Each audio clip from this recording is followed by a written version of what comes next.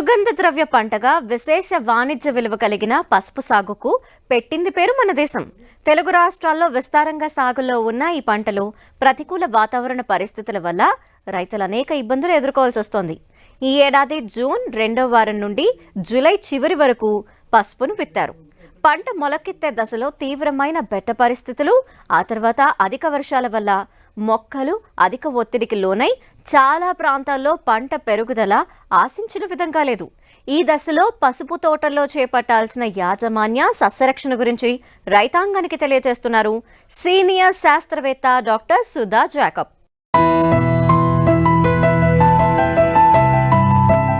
తెలుగు రాష్ట్రాల్లో పసుపు పంట దుంప మొలకెత్తే దశ నుండి 40 రోజుల దశ వరకు ఉంది. సాధారణంగా మే చివరి వారం నుంచి జూన్ నెలాఖరు వరకు పసుపును విత్తుతారు. అయితే నీటి వసతి తక్కువ ఉన్న రైతులు జూలైలో కూడా పసుపును విత్తారు. ప్రస్తుతం అధిక వర్షాల వల్ల చాలా తోటల్లో నీరు నిలిచి రైతులు ఇబ్బందులు ఎదుర్కొంటున్నారు. ఈ పరిస్థితుల్లో రైతులు అప్రమత్తంగా ఉండాలంటూ పసుపు సాగులో చేపట్టాల్సిన యాజమాన్యం గురించి తెలియజేస్తున్నారు సీనియర్ శాస్త్రవేత్త డాక్టర్ పి సుధా జాకబ్. అధిక వర్షాలకి ఈ పసుపు కూడా లోనవుతా ఉంది. కొన్ని చోట్ల ఎక్కువ నీళ్ళు ఉండటం వలన పసుపు కొంత దెబ్బతిన్నటువంటి పరిస్థితులు గమనించవచ్చు. కాబట్టి ఈ పరిస్థితుల్లో మనం తీసుకోవాల్సినటువంటి జాగ్రత్త చర్యలు మనం గమనించినట్టయితే వెంటనే పొలంలో అధికంగా ఉన్నటువంటి నీటిని తీసివేయాలి. మొక్కల మొదళ్ళ దగ్గర తేమ లేకుండా ఉండేటట్టు చూసుకోవాల్సినటువంటి అవసరం ఉంది. ఎందుకంటే ఎక్కువ తేమ మొక్క మొదళ్ళ దగ్గర ఉన్నట్టయితే, దుంప దగ్గర ఉన్నట్టయితే అది దుంపకుళ్ళు తెగులు రావడానికి అవకాశం ఉంటుంది. దుంప పుచ్చు రావడానికి కూడా అవకాశం ఉంటుంది. ఒకవేళ తెగుళ్ళు వచ్చినట్టయితే మనం కొన్ని జాగ్రత్త చర్యలు తీసుకోవాల్సినటువంటి అవసరం ఉంది. దుంపకుళ్ళు అనేది చాలా ప్రధానమైనటువంటి సమస్య. భూమిలో ఉన్నటువంటి దుంపలు కుళ్ళిపోయి మెత్తగా తయారవుతూ ఉంటాయి. భూమి ఉపరితలం మీద మనం గమనించినట్టయితే ముదురాకులు ముందుగా పసుపు రంగులోకి మారిపోతూ ఉంటాయి. ఈ తెగులు వచ్చినటువంటి మొక్కలు మనం గమనించినట్టయితే పెరుగుదల ఆగిపోతూ ఉంటుంది.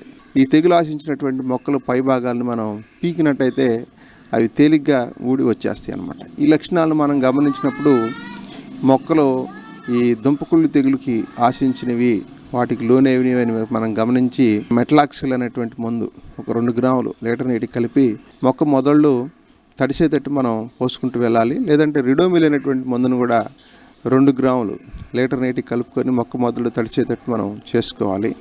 దీర్ఘకాలంలో మనకి తెగులు ఉధృతిని పూర్తిగా నివారించాలంటే మనం తప్పనిసరిగా ట్రైకోడర్మా విరిడి అనేటువంటి మందుని ఒక 2 కిలోలు 90 కిలోల పశువుల ఎరువు 10 కిలోల వేపపిండికి కలుపుకొని ఈ 10 నుంచి 15 రోజుల పాటు వాటిని వృద్ధి చెందించి మొక్క మొదల దగ్గర మనం వేసుకోవాల్సినటువంటి అవసరత ఉందన్నమాట.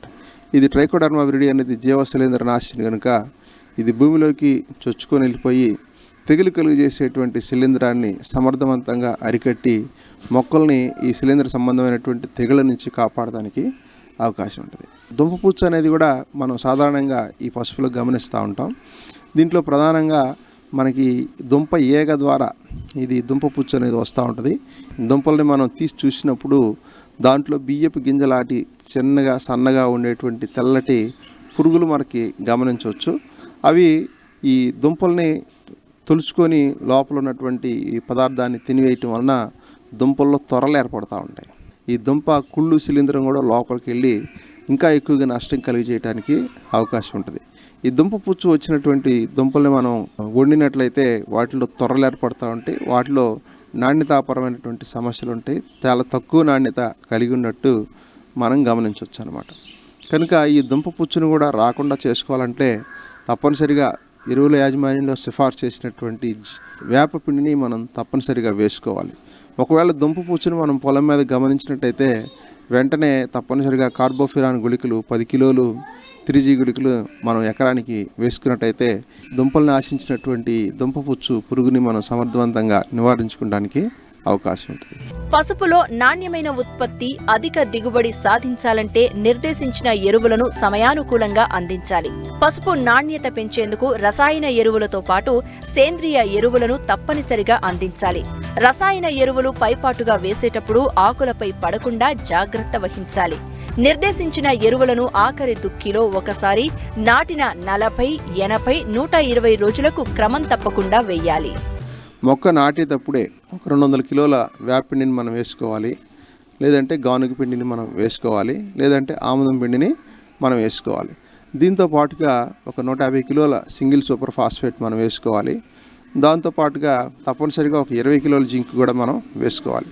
ఈ భాస్వర సంబంధమైనటువంటి ఎరువులకి జింక్ వేయడానికి కనీసం ఒక 4-5 రోజులు మనం గ్యాప్ అనేది మనం ఉంచుకోవాలన్నమాట. తర్వాత వేసిన 40 రోజులకి ఒక 50 కిలోల యూరియాని, తర్వాత 200 కిలోల వేపిడిని మనం వేసుకోవాలి. తర్వాత నాటిన 80వ రోజుకి మళ్ళా ఒక 50 కిలోల యూరియాని మనం వేసుకోవాలి. తర్వాత మళ్ళీ 120 రోజులకి 50 కిలోల యూరియా, మళ్ళీ పొటాష్ వేసుకోవాలి. మనం పొటాష్ యొక్క వాడకాన్ని మనం గమనించినట్టయితే మొదటిసారి వేసుకునేటప్పుడే మనం ఒక 25 కిలోల పొటాష్ని వేసుకోవాలి. తర్వాత మూడో దఫా 80 రోజులకి వేసుకునేటప్పుడు మనం ఒక 25 కిలోలు, 120 రోజులకి వేసుకునేటప్పుడు కూడా ఒక 25 కిలోల పొటాష్ని 3 దఫాలుగా మనం వేసుకోవాలి. దీనివలన మొక్కలు తెగుళ్ళని, పురుగుని తట్టుకునేటువంటి సామర్థ్యం పెంపొందించుకోవడానికి అవకాశం ఉంటుంది. జింకుని మొదటి దశలో మనం వేయటం వలన అవసరమైనటువంటి జింకు మొక్క తీసుకొని ఈ సూక్ష్మ పోషకాల లోపం ద్వారా వచ్చేటువంటి సమస్యలను కూడా అధిగమించడానికి అవకాశం ఉంటుంది. అయితే నీటి యాజమాన్యంలో మాత్రం రైతు సోదరులు చాలా జాగ్రత్త వహించాలి. ముఖ్యంగా రానున్న కాలంలో కూడా అధిక వర్షాలు వచ్చినప్పుడు వెంటనే ఆ అధికంగా ఉన్నటువంటి నీటిని తీసివేయడానికి మనం ప్రయత్నం చేయాలి.